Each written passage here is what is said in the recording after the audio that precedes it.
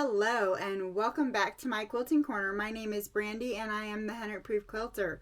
If you are new here, welcome. If you could, go ahead and give me some subscription love, and if you ring that bell, YouTube will notify you anytime I upload a video. It doesn't cost you anything and it helps me out a tremendous amount. It helps me keep making these videos. I have noticed that the more my subscribers go up, the more I am to I need to get in there and do some content. So thank you for all of you that have subscribed to my channel.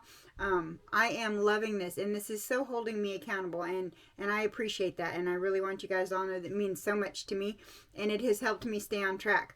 One of the things that I have started doing is my very first quilt, I didn't use a pattern. I just made it up as I went along. I didn't have any kind of idea where I was going with any of it. I bought a bunch of fat quarters from Walmart and was just playing around with them. And a couple of parts of it, and I don't have it here, and I really need to bring it out so that you guys can see it, is that I did this like little 4-patch type of deal with larger cuts. And I kept trimming them down, trying to even them out. And they ended up being these little things, which ended up being a type of, I later found out, a piano keyboard border type of thing is what it ended up being. I highlighted some of the fabric that I liked, which I didn't know that that's what I was doing at the time, by making them a little bit larger cuts. So I created the whole thing just on the fly, and I learned to quilt watching videos on YouTube. Funny how that should be. My next quilt was this one behind me. I was just playing with learning how to make flying geese. Didn't have a pattern. Up here, these guys, all my corners matched. Because it was a directional thing, I should have tried harder to match that up. Anyways, I ended up making, I put little hearts on there. Anyways, I free motioned it myself. I did a lot of stopping and cutting the thread, which I learned later that wasn't something you should do. So I mean, with each quilt I've learned something. The one thing that I know that I'm horrible at and that I need to learn was I'm horrible about following patterns. I just feel like I'm a rogue sewer and just sew whatever I want and just go with the flow. But that can't always be the case. If I'm going to learn how to do other things, maybe I need to learn to follow a pattern. I mean, I still like my creative side, and like with my weight loss quilt, I'm kind of going with the flow and making flying geese, and not really going with a pattern. I haven't even decided how many blocks I'm going to put in a row. I think I actually did decide last time. But so my point is that I think to become a better quilter, I need to practice more of the things that take me out of my comfort zone. So when I saw the Riley Blake challenge, block challenge, I thought, that's something I really need to do. So the first block, I'm going to tell you, gave me a little bit of a scare, and it took a little long, and I got really, really friendly. Don't mind me. I got an alert, and I got sidetracked for a second. I apologize for that. I got real friendly with this. So this is the seam ripper I got in my Sew Sampler box from Fat Quarter. It's also by Riley Blake. This thing is amazing. It fits on my finger. And I mean, I got too friendly with it. And I call it Jill.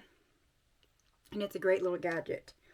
Alright, so the first block is the Daisy Chain by Lori Holt. It is a great block. The fabric is by Wyndham Fabric. I could not find anything other than that. And I got it in a subscription box. It was an Ann subscription box, which I no longer get anymore. Limited money means limited quilting boxes, so I switched it out for the Sew Sampler box, and then I did get one more box from my local quilt shop, which I haven't received yet, but we'll get there. Anyway, so here it is. And so I think I did really well. However, my corners my points are perfect here. But I am going to lose my points when I go to sew it together right here. But I did really good. I organized my blocks, I cut all my pieces, made sure that I labeled them with my little alphabeties. I was really impressed with myself, but because I struggled and had to redo some of it, restitch it in a couple places, I think I got a little discouraged for a minute and thought, this is really hard. So when the second block came out, which was called The Sweetheart by Beverly Mccullough from Flamingo Toes, I waited a minute before I did it. So when that one came out,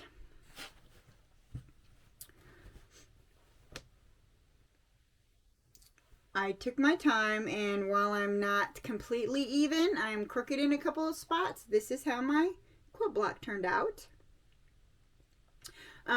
This is my first heart, and I love that. Hearts are one of my favorite shapes. So my seams aren't quite perfect right here. I mean, I missed some there. And once again, this one doesn't really have points that I'm going to lose per se. But I'll tell you what, I had these flipped backwards the first time I sewed it. Totally flipped backwards. I had it all put together before I looked down at it and went, oh no, that is not how that is supposed to look. So then, and all this time I'm staying completely organized, and I'm making sure that I cut it to what it says. I label everything. I lay it out on on the boards. Lori Holt had a video way back. I don't even remember when. I watched the video, and I actually had a poster board that was not being used, and I don't even remember why we had it. I think it was my husband's, and I said, can I have this poster board? It's black poster board. I think he was going to use it to take pictures of stuff that we had in our garage for like a garage sale. And he was like, if you replace it, so I probably need to do that at some point. So then our next one is called The Autumn Leaf by Christy, Leah from Quiet Play Designs. And you can get all these on the Riley Blake site, and there's even a Facebook group, and I will drop those in the link. So here's this one. Now this one I did okay, although once again I'm going to lose my points.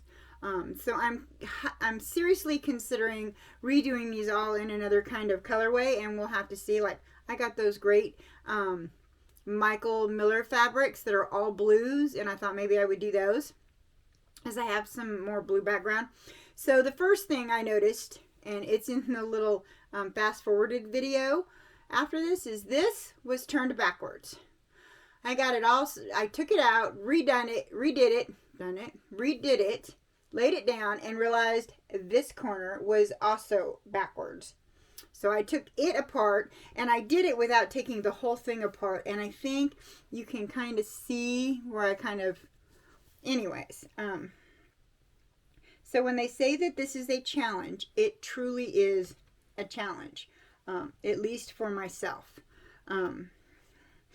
So the last one is called Tulip by Jill Finley from Jill Lily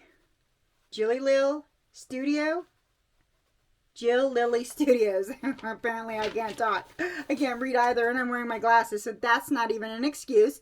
All those L's kind of confused me. This is the Tulip one. So here, I was like, oh, I did it. I did very little seam ripping, and I didn't have to realign anything. I was like, yes, I got it. But I don't got it. So I have letter fabric here, and this one is off-centered. And once again, I'm going to lose my points. So I'm seriously considering redoing these. but only because I've learned so much. I mean, like, I'm not gonna get rid of these. I'm definitely going to keep those, and I'm still gonna sew them into a quilt, for crying out loud. I really worked hard on these, so I'm definitely going to keep doing them, and I'm going to keep doing the first set in this colorway with these fabrics, and the next ones will be different. So anyways, I have a little fast forwarded video of my little trial and error with this, and I'll let that go on, and I'll see you in just a minute.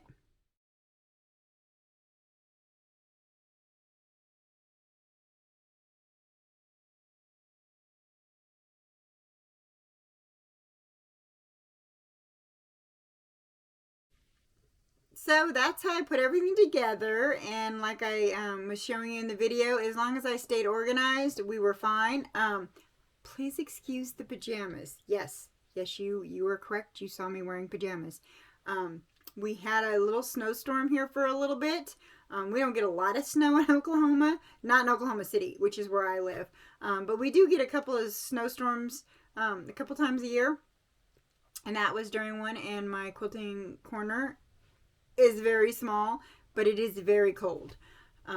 So I was wearing feety pajamas. Although I didn't show you the feety pajamas, it is definitely obvious in some of the video takes that I was wearing pajamas.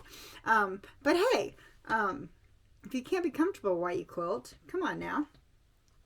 Anyways, thank you for stopping by, and if you liked what you saw, go ahead and give me some subscription love. That would be great, and ring that bell and it'll notify you anytime I upload a video. Thank you, and I hope to see you again next week.